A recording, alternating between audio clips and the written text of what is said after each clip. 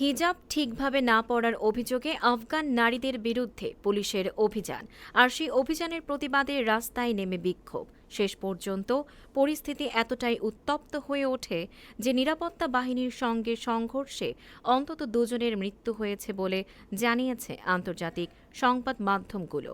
আফগানিস্তানের হেরাত প্রদেশে ঘটে যাওয়া এই বিরল বিক্ষোভে নারী পুরুষ উভয়ই অংশ নেন। বিবিসি জানিয়েছে, স্থানীয় স্বাস্থ্যকর্মীরা দুইজনের মৃত্যুর তথ্য নিশ্চিত করেছেন, তবে তারা গুলিবিদ্ধ হয়ে মারা গেছেন কিনা সে বিষয়ে স্পষ্ট তথ্য পাওয়া যায়নি।